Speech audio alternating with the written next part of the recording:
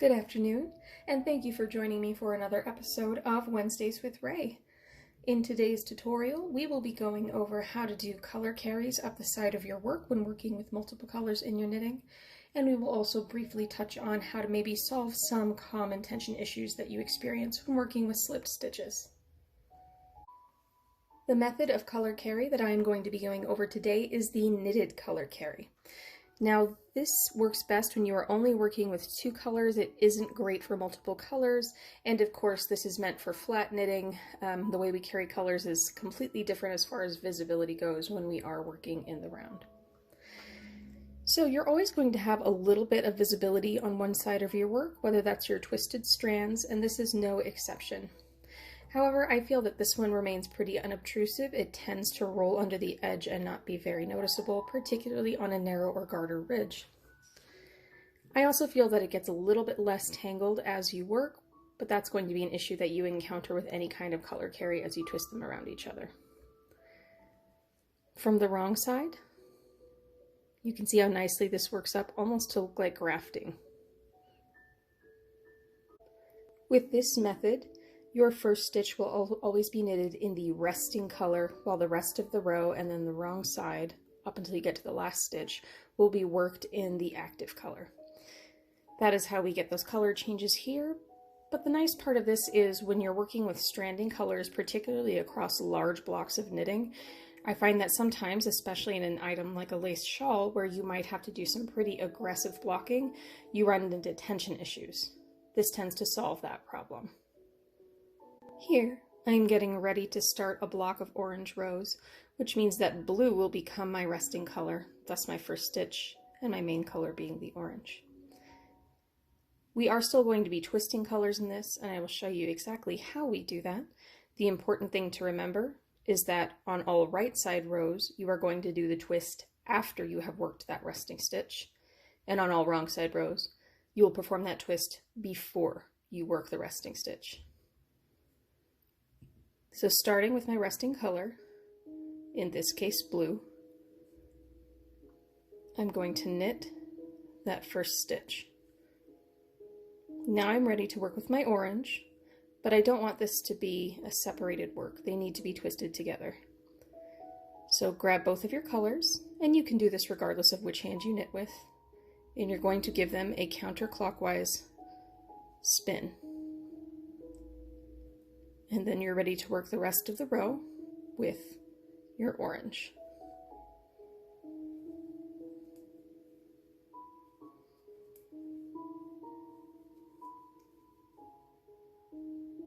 I have just finished working my right side row with that resting stitch at the beginning, and I'm ready to turn my work to work across the back. This is where I like to keep track of the twists and tangles in my yarn. From doing that counterclockwise twist, of course these are twisted, and depending on how I shift my work over, I can end up twisting it even more. However, if you're aware of them, you can usually untwist that as you work. If your yarns do get twisted, don't worry about it too much. Worst case scenario, you go back every few rows and just wind them around each other to correct it. With this row, we're going to purl across until we get to this last stitch. I have purled across the wrong side with my active color and worked all the way up to my resting stitch.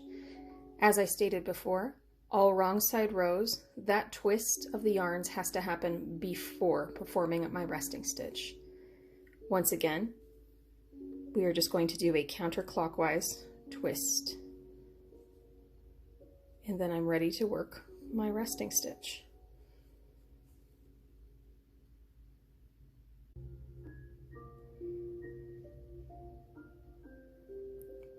Resting color, first stitch, counterclockwise spin,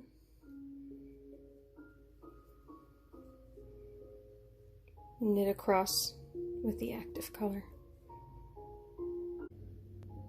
I've purled across in my active color and I'm ready to work my resting stitch, counterclockwise spin, resting stitch. When you are ready to switch colors once again, you will do the same thing. You're just going to switch what your resting color and resting stitch is. Counterclockwise spin, and working with the active color across the row.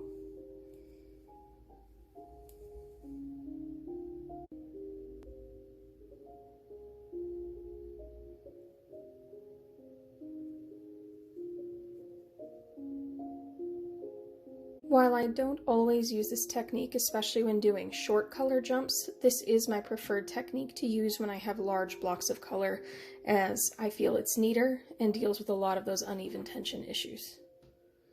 Now that we've gone over the knitted stranding, let's just touch on some quick tension issues that you might be coming up against in your work.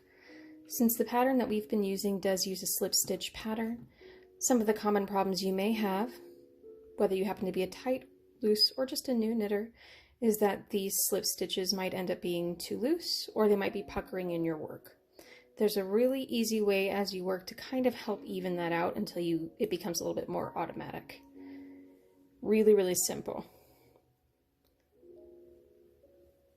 So in this case, the pattern we're working with on the right side is a purl slip pattern. What we want to avoid is when we slip that stitch, having it be extra tight and puckered, or alternatively, extremely loose and sloppy. So, what I recommend, as always, never change how you normally knit. If you're a tight or loose knitter, don't try and change what you're doing. That leads to muscle fatigue and injury. Instead, we're just going to mess with those stitches on our right hand needle after we work them a bit. Purl one, slip one, and as I go to knit my next stitch, just spread out those stitches on your right needle a little bit. Keep them spread out as you slip your next one. Spread out again. You don't have to be too aggressive as you knit your next one. This helps keep that slip stitch that you've already performed from getting dragged in with tension as you work your next purl stitch. If you hold your yarn in your left hand, it is the same thing. This may slow you down just a bit.